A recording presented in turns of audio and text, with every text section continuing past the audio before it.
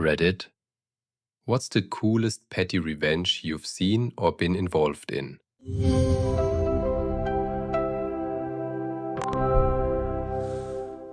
While crossing a busy intersection in the city center, a very impatient driver, waiting to turn, honked at a woman pushing a stroller. She had the right of way. I slowed down, but the guy next to me simply stopped in front of the car, then bent down to tie his shoelaces. This is not revenge, it's a lesson. My dad had an old truck parked in the backyard, and people were constantly stealing little things from it. Distributor caps, rotors, contacts, etc. We hooked it up to the power supply for the electric fence. One evening, we heard a lot of yelling and cursing, so we ran over, and the guy had left us some free tools. I was dating this girl. I thought she was the one. So I gave her the keys to my apartment. I was working late at work. I was just happy that there was someone in my bed.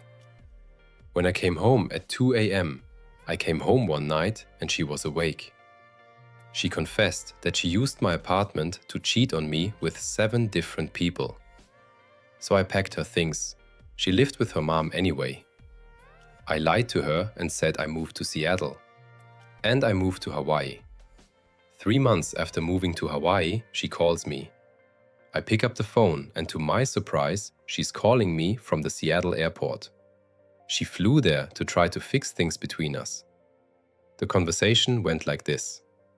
Me: so you're in Seattle? Her: yes, weren't you listening? I came here to fix everything. Me: oh, that's bad. Her: what's bad? Me: I'm in Hawaii, and hangs up. The phone rings, I pick it up. She: you lied to me. How does that feel? I hung up again. I don't know if it's petty or not, but for me it was good revenge. My mom and dad. It happened when I was in my late 20s. Mom and I rent a car. Dad called and they started arguing. Mom got mad and hung up. He called her back right away, and when she answered, he hung up on her. He didn't even say a word. He just waited for her to pick up and then hung up. It was so petty and funny to see my parents acting like children. I couldn't stop laughing. They've been married for over 35 years. I still laugh when I think about it. My little brother and his girlfriend came to visit me for the weekend, and the girlfriend was super self-centered and obnoxious. When they left, she forgot her clothes and toiletries because she scattered them all over my bathroom. About a week later, she and her brother moved into the apartment together. After he paid for the truck, the deposit and the utilities, she cheated on him with her ex and kicked him out. As a result, he was left penniless, homeless, and heartbroken. In the days following the breakup, she continued to call and email him several times a day, demanding that he ask me to send her back her clothes and toiletries. Well, this is really important. This is my North Face. My brother called and begged me to send them to her, so she would have no reason to contact him anymore. Being the loving sister that I am, I gathered up the very important North Face sweatshirt, shorts, underwear, shampoo, conditioner, soap, and razor. I folded everything neatly. Then I wrote a sweet note apologizing for taking so long to send them to her and hoping she was doing well. The note was written in permanent marker, and the paper ended up on the very important North Face as I was writing it. Unfortunately, the ink bled right through the paper and onto the shirt. Also, unfortunately, the lids on the shampoo, sofa, and conditioner bottles weren't tightly sealed, and the contents leaked all over her clothes, spreading the ink even further. But the worst part was that her razor didn't have any protective lid or container, leaving small cuts on the front of the very important North Face. She received the package and my brother never heard from her again. Living in a holiday home with friends and their 10-year-old son became unbearable.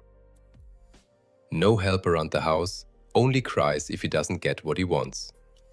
His parents decided to just let him sit and watch YouTube on his iPad instead of raising him. So I logged into the router and used administrator rights to disconnect his device from the internet.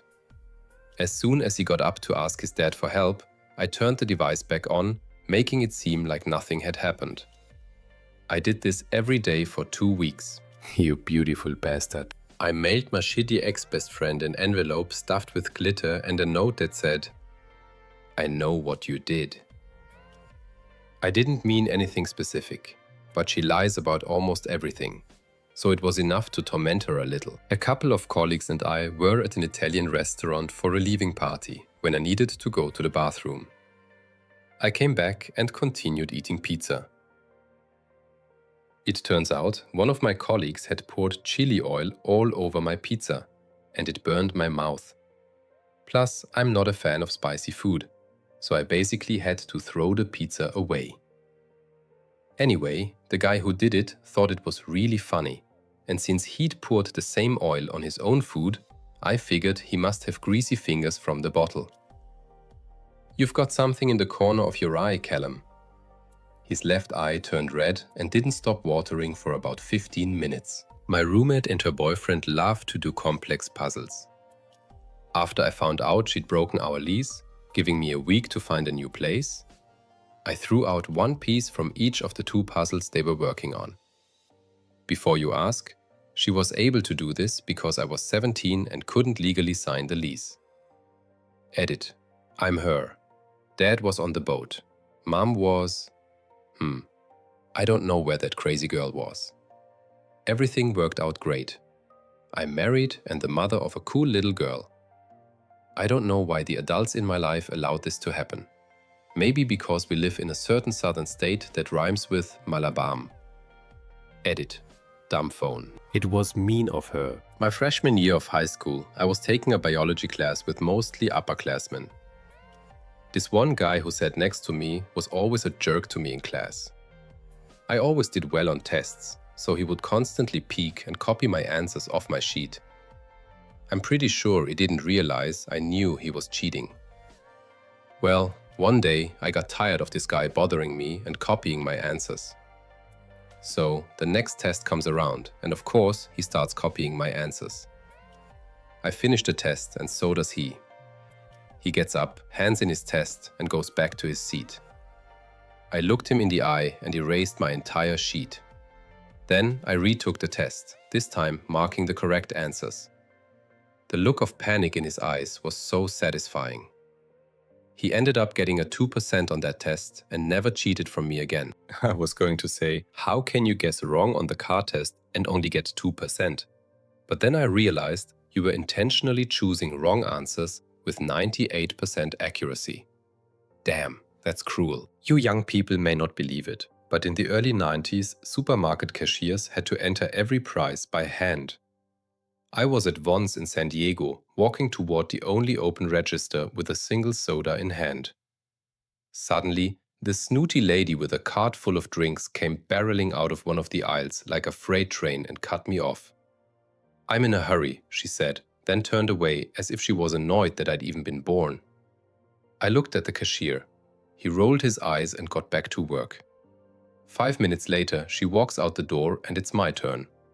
"That's nothing," the cashier says. I put your soda on her receipt. Damn, that felt so good. I think that's how the high five came about. Write your stories of memorable revenge in the comments. Also, don't forget to subscribe to the channel and like it. See you in the next video.